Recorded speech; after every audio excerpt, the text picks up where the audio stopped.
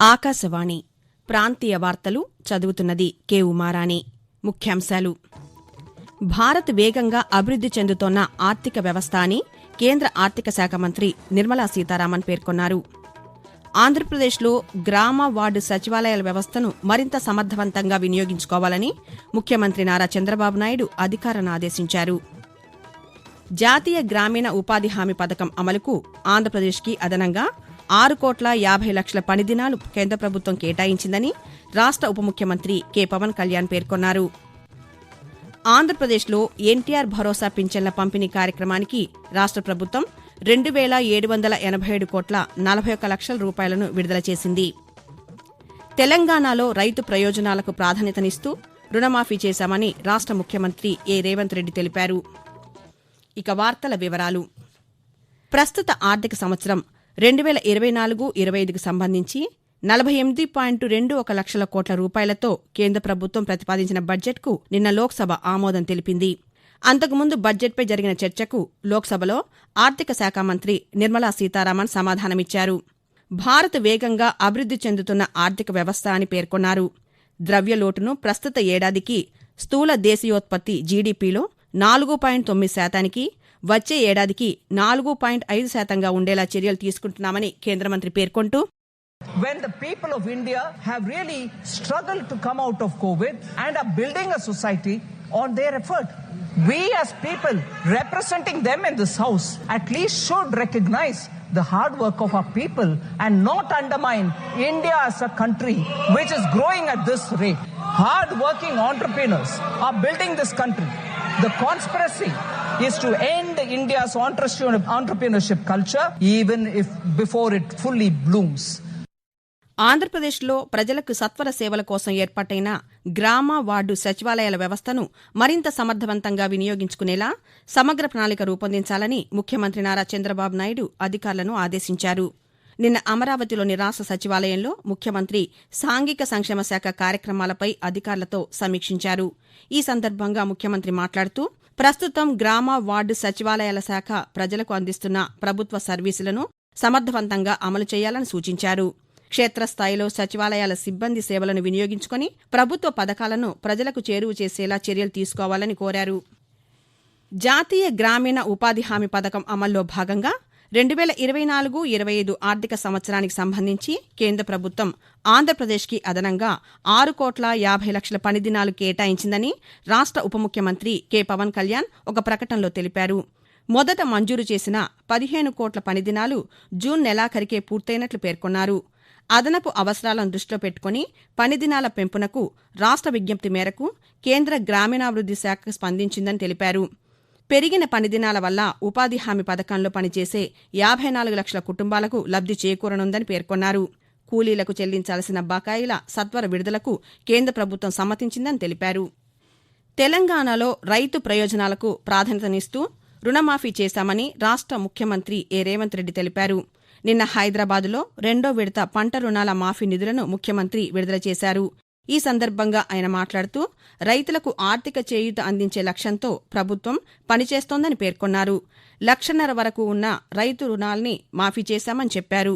ఎన్నికల్లో ఇచ్చిన హామీ మేరకు రైతులకు 2వ విడత రుణమాఫీ కింద సుమారు 6.4 లక్షల మంది రైతుల ఖాతాల్లో 6,190 కోట్ల రూపాయలను జమ చేశామని ముఖ్యమంత్రి తెలిపారు.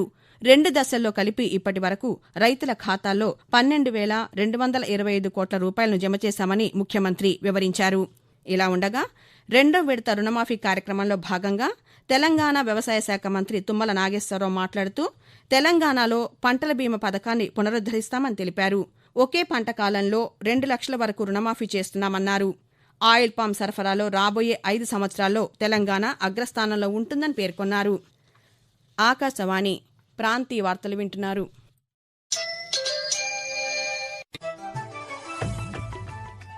ఖచ్చితమైన సమాచారం, నిష్పాక్షికమైన విశ్లేషణలు, విశ్వసనీయ వార్తా ప్రసారాలకు వేదిక ఆకాశవాణి.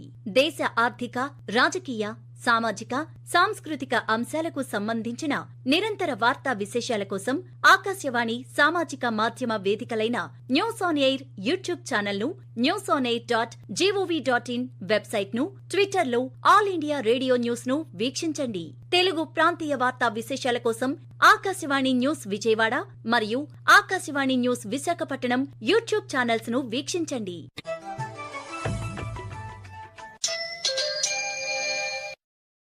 ఆంధ్రప్రదేశ్లో ఎన్టీఆర్ భరోసా పింఛన్ల పంపిణీ కార్యక్రమాన్ని ఆగస్టు 1న ఉదయం 6 గంటలకే చేపట్టేలా చర్యలు తీసుకోవాలని రాష్ట్ర ప్రభుత్వ ప్రధాన కార్యదర్శి నీరవ్ కుమార్ ప్రసాద్ జిల్లా కలెక్టర్లకు స్పష్టం చేశారు.